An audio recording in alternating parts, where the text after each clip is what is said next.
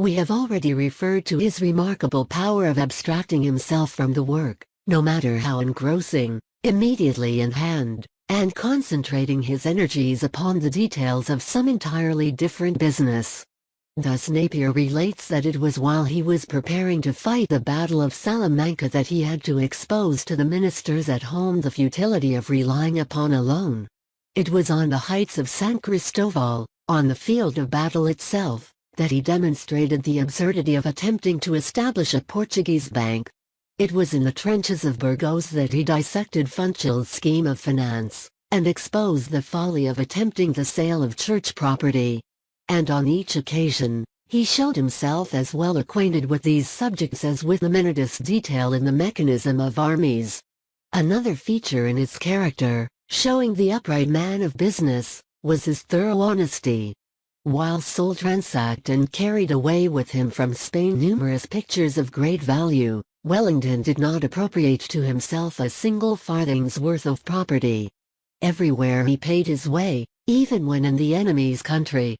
When he had crossed the French frontier, followed by 40,000 Spaniards, who sought to make fortunes by pillage and plunder, he first rebuked their officers, and then, finding his efforts to restrain them unavailing, he sent them back into their own country.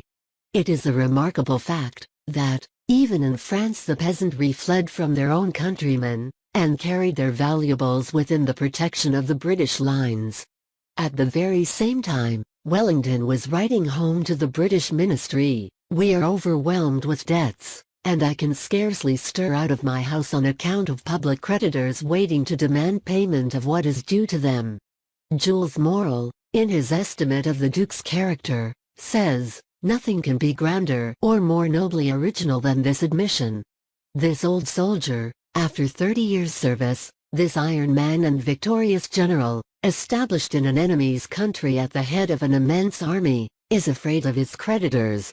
This is a kind of fear that has seldom troubled the mind of conquerors and invaders. And I doubt if the annals of war could present anything comparable to this sublime simplicity. But the Duke himself, had the matter been put to him, would most probably have disclaimed any intention of acting even grandly or nobly in the matter, merely regarding the punctual payment of his debts as the best and most honorable mode of conducting his business. The truth of the good old maxim, that honesty is the best policy, is upheld by the daily experience of life. Uprightness and integrity being found as successful in business as in everything else. As Hugh Miller's worthy uncle used to advise him, "In all your dealings give your neighbor the cast of the bank, good measure, heaped up, and running over. And you will not lose by it in the end." A well-known brewer of beer attributed his success to the liberality with which he used his malt.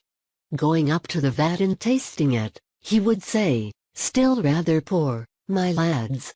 Give it another cast of the malt." The brewer put his character into his beer, and it proved generous accordingly, obtaining a reputation in England, India, and the colonies, which laid the foundation of a large fortune. Integrity of word and deed ought to be the very cornerstone of all business transactions. To the tradesman, the merchant, and manufacturer, it should be what honor is to the soldier, and charity to the Christian. In the humblest calling there will always be found scope for the exercise of this uprightness of character. Hugh Miller speaks of the mason with whom he served his apprenticeship, as one who put his conscience into every stone that he laid. So the true mechanic will pride himself upon the thoroughness and solidity of his work, and the high-minded contractor upon the honesty of performance of his contract in every particular.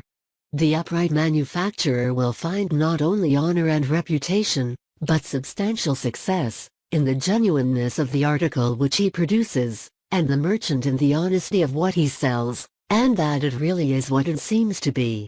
Baron Dupin, speaking of the general probity of Englishmen, which he held to be a principal cause of their success, observed, "We may succeed for a time by fraud, by surprise, by violence, but we can succeed permanently only by means directly opposite. It is not alone the courage, the intelligence, the activity of the merchant and manufacturer which maintain the superiority of their productions and the character of their country. It is far more their wisdom, their economy, and, above all, their probity. If ever in the British Islands a useful citizen should lose these virtues, we may be sure that, for England, as for every other country, the vessels of a degenerate commerce, repulsed from every shore, would speedily disappear from those seas whose surface they now cover with the treasures of the universe, bartered for the treasures of the industry of the three kingdoms. It must be admitted that trade tries character perhaps more severely than any other pursuit in life. It puts to the severest tests honesty, self-denial, justice, and truthfulness. And men of business who pass through such trials unstained are perhaps worthy of as great honor as soldiers who prove their courage amidst the fire and perils of battle. And, to the credit of the multitudes of men engaged in the various departments of trade, we think it must be admitted that on the whole they pass through their trials nobly. If we reflect but for a moment on the vast amount of wealth daily entrusted even to subordinate persons, who themselves probably earn but a bare competency, the loose cash which is constantly passing through the hands of shopmen, agents, brokers, and clerks in banking houses, and note how comparatively few are the breaches of trust which occur amidst all this temptation, it will probably be admitted that this steady daily honesty of conduct is most honorable to human nature, if it do not even tempt us to be proud of it. The same trust and confidence reposed by men of business in each other, as implied by the system of credit, which is mainly based upon the principle of honor, would be surprising if it were not so much a matter of ordinary practice in business transactions. Dr. Chalmers has well said, that the implicit trust with which merchants are accustomed to confide in distant agents, separated from them perhaps by half the globe, often consigning vast wealth to persons, recommended only by their character, whom perhaps they have never seen, is probably the finest act of homage which men can render to one another.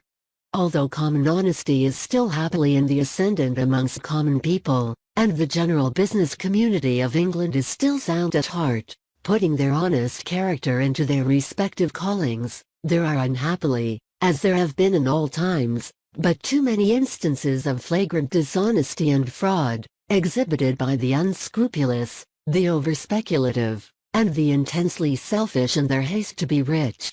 There are tradesmen who adulterate, contractors who scamp, manufacturers who give us shoddy instead of wool, dressing instead of cotton, cast iron tools instead of steel, needles without eyes, razors made only to sell, and swindled fabrics in many shapes. But these we must hold to be the exceptional cases, of low-minded and grasping men, who, though they may gain wealth which they probably cannot enjoy, will never gain an honest character, nor secure that without which wealth is nothing, a heart at peace. The rogue cozened not me, but his own conscience, said Bishop Latimer of a cutler who made him pay twopence for a knife not worth a penny. Money, earned by screwing, cheating, and overreaching, may for a time dazzle the eyes of the unthinking. But the bubbles blown by unscrupulous rogues, when full blown, usually glitter only to burst.